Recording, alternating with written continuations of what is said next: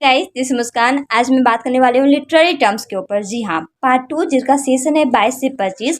Paper 4 में जो literary terms मैंने इंपॉर्टेंट क्वेश्चंस बताए हुए हैं कि इंपॉर्टेंट लिटरेरी टर्म्स में क्या क्या आ सकते हैं, उसमें से कोई दो पार्ट है, वो है आपका नॉवेल और दूसरा प्लॉट। तो इन दोनों को आज मैं डिफाइन करूंगी कि ये होते क्या है और आपको लिटरेरी टर्म्स में लिखने क्या है। तो चलिए बिना डिले स्टार्ट करते हैं।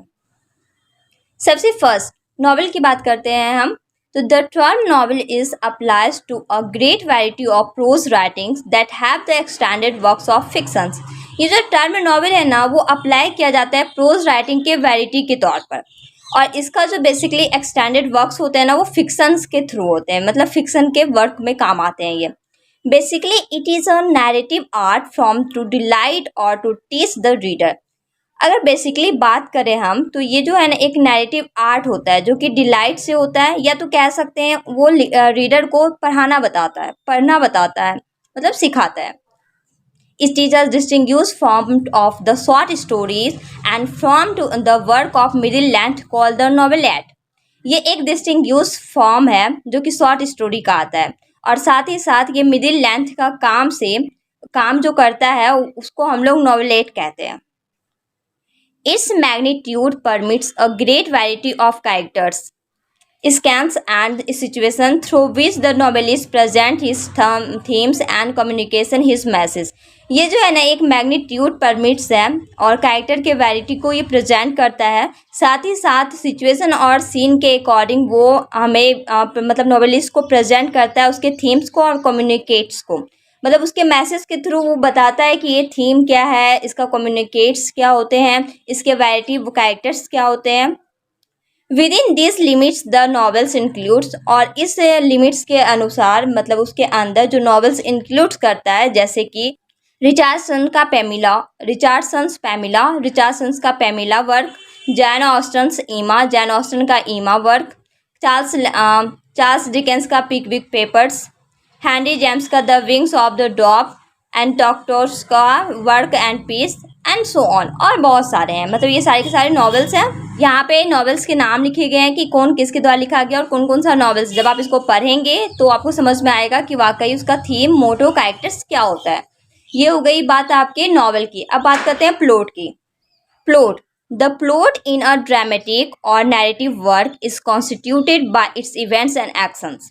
प्लॉट जो है ना एक ड्रामेटिक में और नैरेटिव वर्क्स है जो कि कॉन्स्टिट्यूटेड करता है इवेंट्स के थ्रू और एक्शन के through, as these are renders और orders towards achieving particular artistic and emotional effects. Plot का जो काम होता है ना, वो काम होता है आपका जो लाइन कह रहा है उसका मतलब, जो लाइन समझने वाला है, पढ़ने वाला है, उसको समझाने का, मतलब उसको शॉर्ट फॉर्म कह सकते हैं। सारे इमोशनल फीलिंग्स को शो करना, सारे अटेंशन को, चाहे वो एक्शंस हो, इवेंट्स हो, anything else. In other hands, और दूसरे शब्दों में, a plot is a logical sequence of the incident of a story. एक स्टोरी का इंसिडेंट एक लॉजिकल सीक्वेंस होता है that marks its developmental stages and lead to the desires or intended end। और वो ना डिजायर करता है, डिजायर किए गए लीड को बताता है, साथ ही साथ इंटेंड करता है एंड को, मतलब लास्ट टाइम आकर के उसे सॉल्व आउट कर देता है। There are various forms of plots. Plots के बहुत सारे फॉर्म्स होते हैं, वेरियस फॉर्म्स हैं। फॉर एग्जाम्पल, जैसे कि some plots are design to achieve tragic effects, और कुछ ऐसे प्लॉट्स होते हैं जो डिजाइन करते हैं ट्रेजिक इफेक्ट्स को, ट्रेजी वाले सीन को कवर करते हैं। एंड अदर्स टू अचीव, और दूसरे शब्दों में मतलब दूसरे वाले अचीव की बात करें तो the effects of comedy, comedy का इफेक्ट शो करता है, रोमांस का इफेक्ट शो करता है, सटायर का, और भी बहुत सारे ऑफ सम अदर जेनरी, और भी बहुत सारी चीज़ें हैं जिसको करता है, मतलब शॉर्ट फॉर्म में दिखाने का काम, एक्सप्रेस करने का काम प्लॉट का होता है। तो ये हो गया आपके इंपॉर्टेंट नॉवेल एंड प्लॉट के ऊपर लिटरेरी टर्म्स कि आप कैसे लिखेंगे। मतलब एक पार्टिकुलर वे होना चाहिए ना, आप नॉर्मली लैंग्वेज में लिख देंगे तो वो थोड़ा आउट ऑफ माइंड हो जाता है। तो नॉर्मल होना चाहिए लैंग्वेज, बट थोड़े बहुत ऐसी वर्ड्स, लाइन्स होने चाहिए जिससे कि ये पता चले कि नहीं वाकई मतलब लाइन्स में दम होना चाहिए।